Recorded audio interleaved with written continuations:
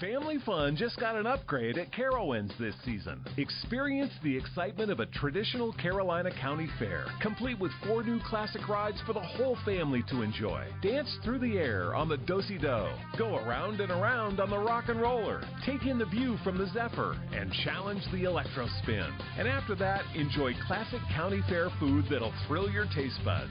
Plus, now through June 18th, everyone pays kids' price, only at Carowinds.com. Blog Talk Radio. Good morning. It's Jeff Altman, the Big Game Hunter. It is no BS job search advice radio because it's Monday at 9 a.m. Or is it Monday at 9 a.m. and that means no BS job search advice radio. I'm a little under the weather today, so if that came out in a little confused way, let's blame it on the fog that is in my head today from this cold and virus I seem to have picked up. It didn't slow me down on Saturday. It did slow me down on Friday and Sunday, and it seems to be giving me a little bit of a fog this morning. So I apologize in advance if my voice sounds a little funny, if I make a couple of missteps this morning, but I'm trying to persevere. I've got my throat spray next to me, a little liquid to sip during the show today, so I hope I'll be able to make it through the 15 minutes, and I suspect I'll be able to. So this morning, I want to talk with you about, being a good networker. Now, most people think they're a good networker if they go to a network meeting or if they've got a bunch of people they're connected with on LinkedIn. To me, that's a starting point. And it's a really small starting point because really what makes a good networker is the ability to build relationships. How do you build relationships? Well, part of that comes from having something of value that others want. Part of that also is giving more. And I know you've heard this before, so this is not going to be a big surprise to you, but the idea is you give more and then you get more. So what could you possibly give that's going to be useful to other people? Now, to recruiters, of course, the idea of networking is you give them leads. But recruiters should only be a small part of your networking universe. Where you want to be networking in particular is with people who have influence or who might be decision makers, who might be venture capitalists, people who are substantial within the field that you're in. So here's a couple of ideas that I have of things that you can do to help you network. So number one is introduce two people who are good networkers to one another. They may not know one another. So, networkers always appreciate a good introduction. They're naturally friendly. They have lots of friends in common, but they may not always know one another. So one of the things that you can do in order to be helpful to folks is to introduce two good networkers to each other. Now, every once in a while I get something through LinkedIn, and I know people are trying to be helpful, but they don't really know what I look for. And you need to put people together, not just simply because they are good networkers, but because there's some purpose to it. So when I get the email of someone forwarding a profile that they read on LinkedIn that has nothing to do with anything that I work on, it's nothing more than spam, and it becomes annoying, especially with the fifth and sixth emails of this from the same person in one day. Now, they saw some resume in Bangladesh of an individual who's very talented, but I don't do work in that country. And my clients don't ask me to find people overseas to bring to the U.S. It's pointless.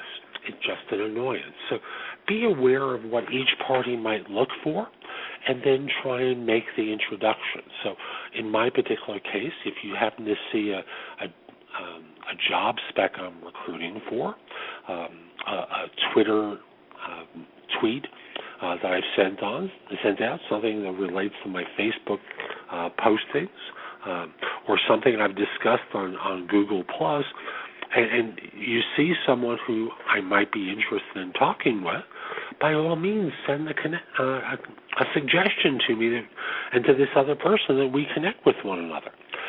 But don't just do things out of the blue that have no point. Although networkers tend to be very friendly people, we're also very busy people. So, respect our time. Another thing that you might do, and again, this is a pretty easy one, is if you hear that someone has an idea, and you know someone who might be able to help that person with that idea, you introduce them. So, for example, one of my little businesses is I publish e-books, and I do them for myself and I do them for other people. So someone locally who I met in a social function heard that I do this, and I've helped him self-publish his stuff, but he introduced me to someone who he knew who had published a number of books and doesn't have the patience to do it for themselves, but introduced me to her, and I'm going to be publishing a number of her books. That was something useful to me. I think of Alan now in a very complimentary way, and I've tried to do things to help him in his business as a way of saying thanks. So, that's another thing that you can do, is introduce people that you know who can help one another. Another thing that you might be able to do is when you know people well enough to invite them to your home, invite them over for dinner and put them together and put yourself into the mix as well. Someone who I met professionally does this all the time.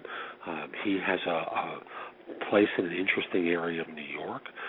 He invites people to it once or twice a year for a gathering. Everyone talks to one another. They're all technologists in one way or another, or technology directors in one way or another. And he gives a lot of time and effort to do this. And I must tell you, he's gotten a huge amount of business and opportunity from it as well. So, you might invite a couple of people for dinner, for coffee, cocktails, whatever you're comfortable with. Invite them to your home, invite them to a place to meet, and just chat. Sometimes, if you're feeling ambitious, there are restaurants or clubs around New York where you can sponsor a party, and in doing that, you can make some money from that. Look into that for yourself. Putting on your own networking event. Another thing that you might do, and this is the hardest one for so many people, is you met someone at a networking event, and you've spent a couple of minutes talking with them, you've gotten a business card. Follow up with them. Contact them again. Speak with them and reach out beyond the confines of the networking event to see how you might be able to help them, and they'll probably ask how they can help you. Don't be excessively pushy, but reach out to them. Another thing that you might do is, how those business cards kind of accumulate over the course of years, or there have been people that you worked with closely many years ago that you haven't been in contact for a while. Reestablish the connection with them. There's someone who I knew 25, 30 years ago who I reached out to last week via email. She used to be a regular visitor in our home, and I haven't spoken to her in the longest time. She's now with one of the large financial institutions. I don't know if there's a possible connection there that'd be useful for either of us, but I thought I would send her a quick note saying her name popped into my mind, and want to see how she was. It just puts my name back in front of her, and it's not a hard thing to do, but it just takes a minute or two. Reestablish the contact with someone. Sometimes, I'm sorry, I already covered that. I'm reading through some notes I took, and excuse me for making a mistake. Sometimes you're invited to an event or a function or a party, and you have no idea who's going to be there, and you whine and complain and moan, but I'm telling you, go there. Meet new people. connect with them there. Collect some cards. Find out some information about them and see if you can help them. I'll tell you, they'll come back and try and help you as well. In my men's group recently, we had a picnic in a local park, and one of the guys invited two of his neighbors to come participate. And as it turned out, both of them had businesses and product that were interesting to me that I'm going to try and help them market. I think I can help them, and I think I can make some money from it too. And that was just from having shown up to something that, frankly, I wasn't in the mood to go to. I was feeling a little tired from all the work I was doing, but decided to just go and met some interesting folks there. Another thing that you can do that I think is always attractive is do something that has value to others. Put something out on the internet. Ask for advice and opinions about what you've written, about a product that you have, about an article that you've written. Ask for feedback. One of the easiest ways that you can do this is to post, join a group on LinkedIn and participate and offer up your article to the members there for their feedback. And don't be defensive if someone writes back one of those obnoxious remarks that people sometimes feel compelled to write when they're online. Thank them for it. Ask them for constructive criticism. Ask follow-up questions and engage with them. What you'll find is folks are there ready to help you, and it becomes an icebreaker for relationships. Create a blog. Blog your articles, invite people to comment on them. You will find people will show up and offer input, and you'll develop a reputation and relationship with them over time. These are some of the things that you can do to go beyond the normal, just get a lot of names on LinkedIn or show up in a networking group and go through the speed dating thing at the networking group. That will allow you to actually build a relationship that I think can be helpful to you for many years to come. So I hope you found that helpful. Let me talk with you about some of the new jobs I'm recruiting for. So in New York, we have a position for a SQL Server DBA. It's going to a base of about 110 plus bonus. Looking for someone who's well-spoken, and by that I'm also going to extend that to good writing skills, degreed at least 5 years with relational databases, in particular SQL Server. Background with SSIS, BCP, and other ETL tools, performance tuning, testing, SSRS as well. MySQL is a plus. They're looking for someone local. Again, going to a base of about 110 plus bonus. In Pasadena, we have a consulting assignment for a business analyst for a reporting group. They're looking for someone with a background in reporting systems in the financial services industry. Crystal Reports or other reporting tools. Oracle background is preferred. Sybase is a plus. An understanding of client-server concepts. 3-tier architecture is preferred. GUI development concepts. Experience with reporting systems. A consulting assignment paying to about $600 per day, corp to corp. It'll be a little bit less on a W-2. In Lyndhurst, New Jersey, we have a web project manager's role, experience with Agile in a startup environment. A PMP is preferred. They're looking for someone who's going to be leading different projects. That's not a high thing. Going to about $95,000 on a base.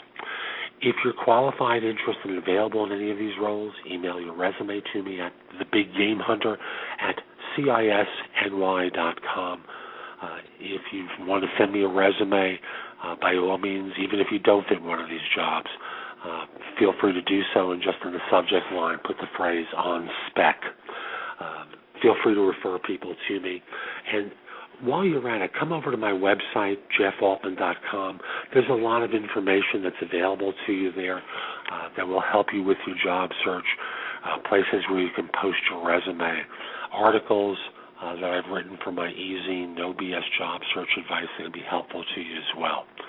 I'm going to be back next Monday, Halloween, more no BS job search advice. And this is Jeff Altman. Thank you for persevering with me while I've struggled with my voice. Hope you have a great day. Take care. And now, insurance-minded speeches from Geico. Hardship. My grandmother would go through it every month to pay her insurance bill.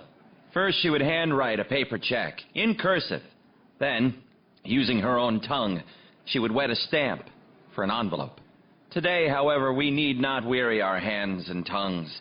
Today, we can pay our Geico bill with the Geico app. Away with hardship, in with bill pay on the Geico app. Thank you. Carowinds knows that you can't fit all the reasons the Carolinas are such a great place to live into one ad. So they went ahead and put it all into one festival, Taste of the Carolinas, Saturdays and Sundays, April 22nd through May 14th. There will be food from around the region, paired with craft beer and wine, plus chef demonstrations. But that's not all. There's shag lessons, live music, and kids activities so you can bring the whole family to get a true Carolina experience. But hurry, right now everyone pays kids price, only at Carowinds.com.